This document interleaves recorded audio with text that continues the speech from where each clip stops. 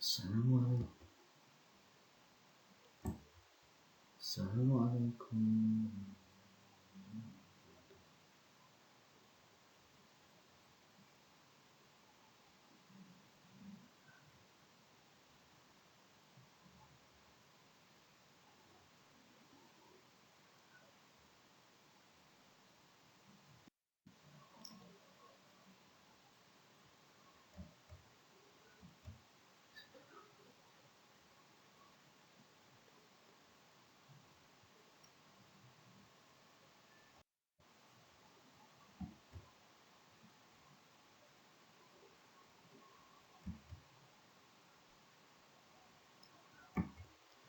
Anak-anak, sekarang kita akan belajar pada tema 1, organ gerak manusia. Subtema 3, lingkungan dan manfaatnya. Kita telah sampai pada pembelajaran kelima.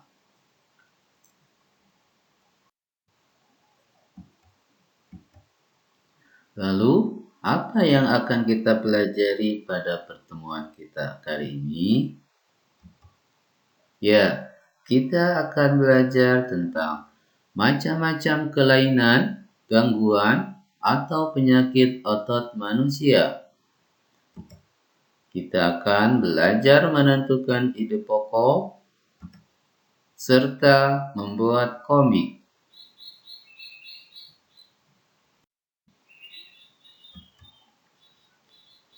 Macam-macam kelainan, gangguan, atau penyakit otot manusia.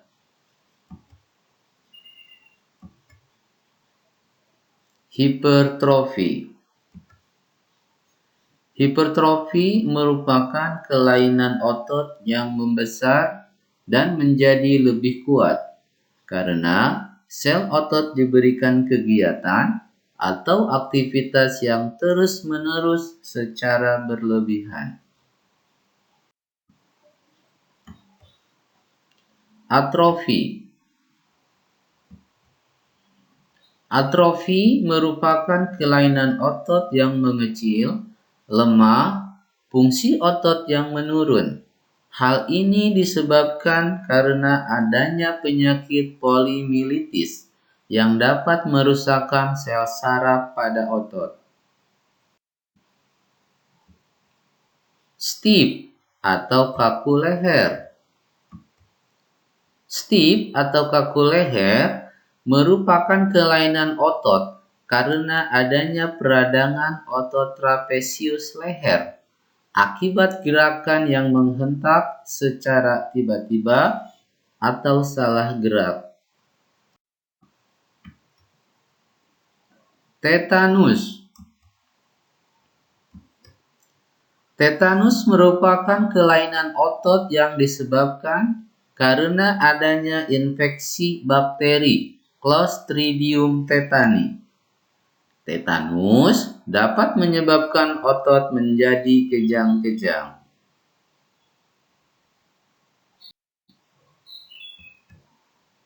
Nah, anak-anak, coba kamu amati kembali gambar tentang kelainan organ gerak manusia di samping. Amatilah salah satu gambar kelainan otot. Kemudian, buatlah model sederhananya dengan menggunakan tanah liat.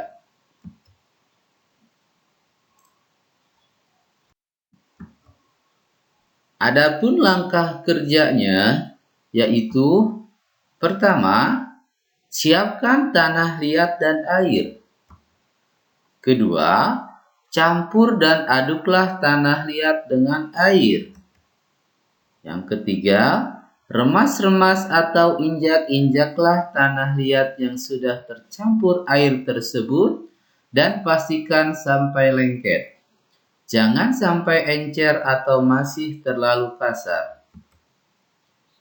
Keempat, bentuklah adonan tanah liat tersebut menyerupai tokoh manusia yang mengalami kelainan otot, hipertrofi, atrofi, stiff atau kaku leher, dan tetanus. Langkah yang kelima, setelah terbentuk, keringkan dengan mengangin-anginkannya. Jangan dijemur langsung di bawah terik matahari, karena akan menyebabkan terjadinya retakan dan pecah. Keenam, setelah kering, bersihkan dan berilah warna yang sesuai.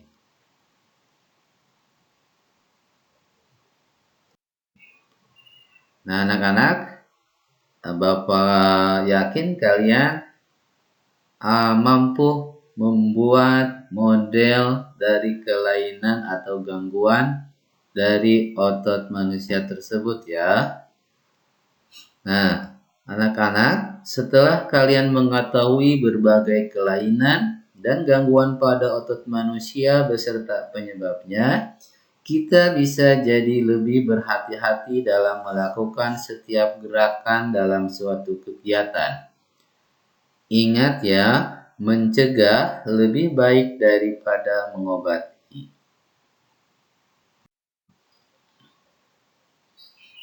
Baiklah anak-anak, setelah kalian mengetahui berbagai macam penyakit kelainan pada otot manusia, saatnya kalian belajar untuk menentukan ide pokok pada setiap pekerjaan. Berikut ini.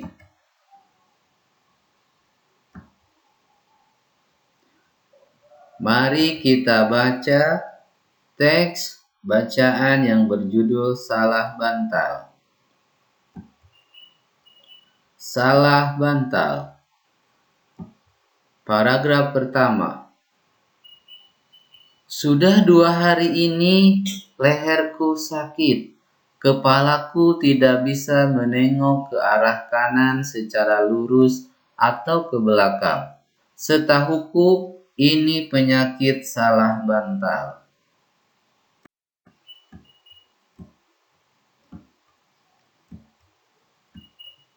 Paragraf kedua. Apa itu salah bantal?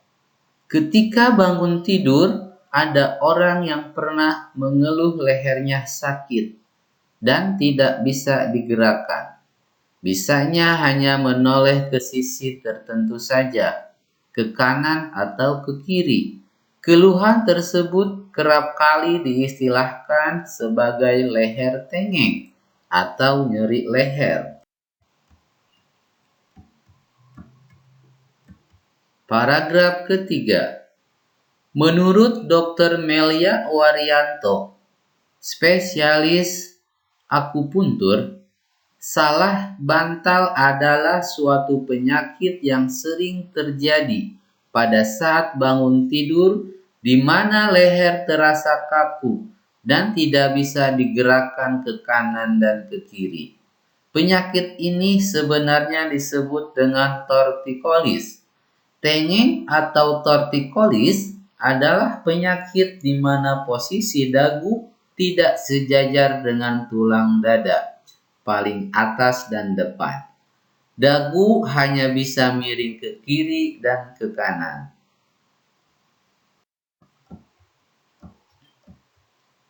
Paragraf keempat.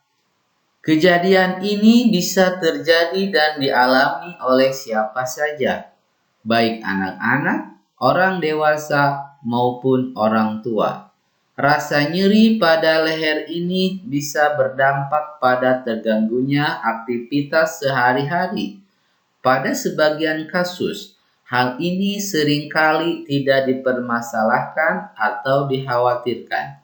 Akan tetapi, tidak sedikit pula orang yang menjadikan kondisi ini sebagai suatu keadaan yang sangat mengganggu. Paragraf kelima. Penyebab tortikolis adalah salah posisi tidur, bantal yang terlalu tinggi, bantal yang kaku, sehingga pundak menjadi pegal dan kaku, leher terkilir, tengkuk dan leher terpapar angin dan dingin. Selain itu, juga disebabkan oleh cedera atau terkilir pada otot leher dan tulang rawan, sendi, dan rematisme otot leher. Paragraf ke-6. Nyeri leher juga bisa muncul karena aktivitas terus-menerus yang dilakukan dalam waktu yang lama, salah posisi duduk, dan terjadi kecemasan atau stres. Oleh karena itu, kita harus selalu memperhatikan aktivitas yang kita lakukan sehari-hari. Kita juga harus berhati-hati dalam melakukan gerakan yang memanfaatkan kerja otot dan tulang. Paragraf ke-7. Semua orang bisa mengalami nyeri. Hal ini disebabkan karena postur tubuh manusia yang berjalan tegak lurus. Posisi kepala di atas ditunjang oleh otot-otot leher dan tulang belakang. Jika otot-otot penyangga kepala tidak kuat dan tidak berada dalam posisi yang baik, maka bagian atas dari tulang belakang akan mudah tertarik dan menimbulkan nyeri. Penyakit ini juga dapat memberikan gejala seperti sakit kepala dan rasa aneh saat menggerakkan kepala.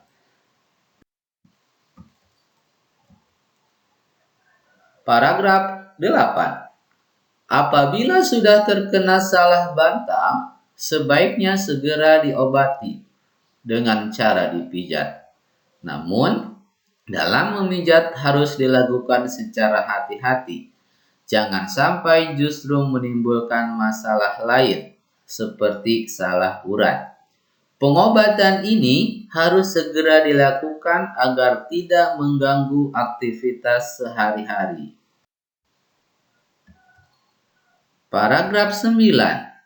Selain dengan memijat, sakit nyeri pada otot leher dan otot-otot pada bagian tubuh lainnya dapat diobati dengan menggunakan obat-obatan khusus untuk otot. Banyak macam dan jenis obat untuk sakit otot. Ada obat alami dan ada pula obat kimia. Kita pun juga dapat melakukan perawatan sendiri di rumah. Misalnya dengan mengompres, menempelkan koyo hangat, dan mandi air hangat. Paragraf 10. Bagaimana cara agar terhindar dari penyakit salah bantal? Caranya sebagai berikut. 1. Posisi tidur harus nyaman. 2. Jangan menggunakan bantal yang terlalu tinggi dan keras. 3. Jangan tidur dengan memakai kipas angin yang langsung menghadap tubuh. 4. Pada saat tidur, sebaiknya tidak satu posisi saja, bisa miring atau terlentang. 5. Tidur jangan di atas kasur yang keras. Nah, anak-anak, berdasarkan bacaan di atas, coba kalian temukan ide pokok masing-masing paragraf tersebut. Lalu kalian isikan pada tabel seperti ini.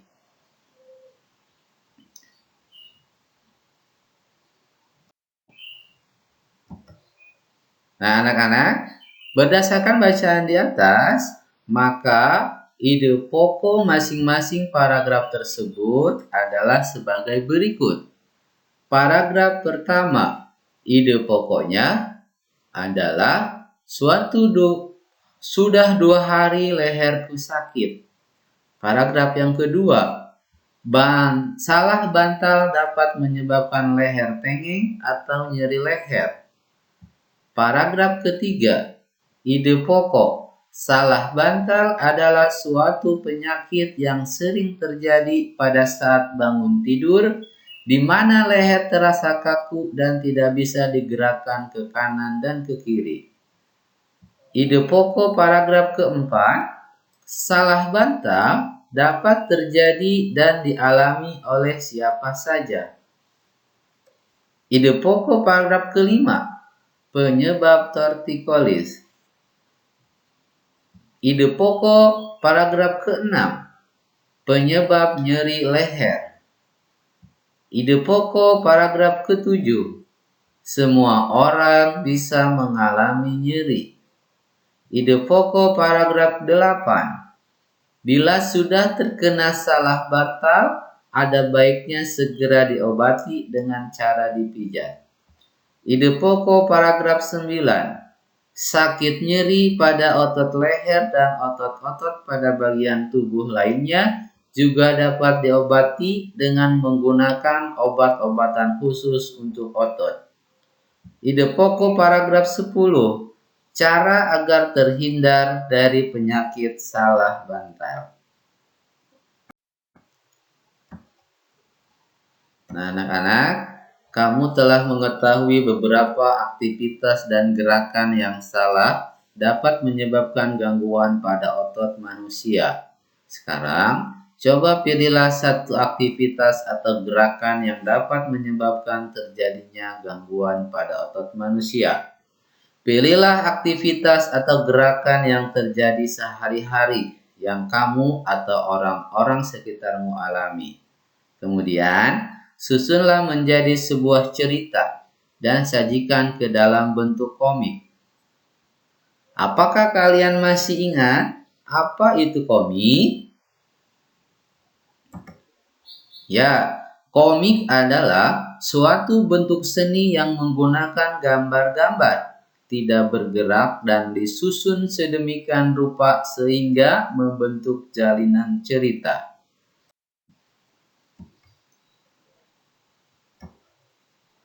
Agar dapat membuat komik dengan baik, selain kamu harus mengetahui arti komik seperti yang sudah kamu pelajari sebelumnya, kamu juga harus tahu mengenai ciri-ciri komik yang baik.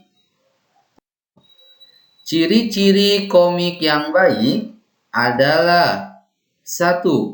Komik hadir untuk menyampaikan cerita. Pesan dan informasi disampaikan dengan menggunakan teks dan gambar. 2. Komik harus proporsional. Artinya, keberadaan gambar dan teks yang berimbang membuat pembaca komik seakan-akan terlibat dan berperan langsung ke dalam cerita. 3. Komik menggunakan bahasa percakapan.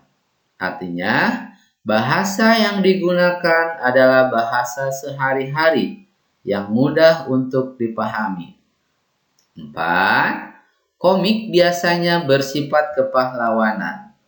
Umumnya, isi cerita komik akan cenderung membuat pembaca mempunyai rasa atau sikap kepahlawanan.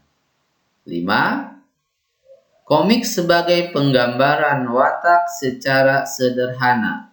Artinya, penggambaran watak dalam komik dibuat secara sederhana agar pembaca mudah memahami isi cerita dan menangkap pesan yang akan disampaikan dalam cerita. 6. Komik menyediakan humor.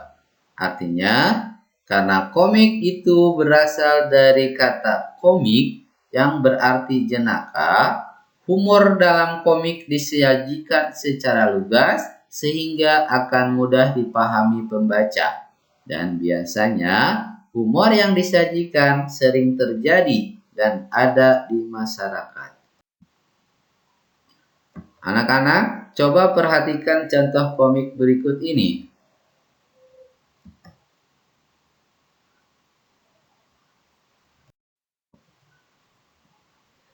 Perlu kalian ketahui, di dalam komik itu terdapat balon kata dan gambar cerita. Nah, anak-anak, berdasarkan gambar ini, mari kita susun komik tersebut. Buatlah kata-kata atau kalimat yang sesuai dengan gambar pada komik tersebut. Contohnya ini. Aku harus bisa menyelesaikan pekerjaan ini. Gambar kedua. Aduh, pinggangku sakit sekali.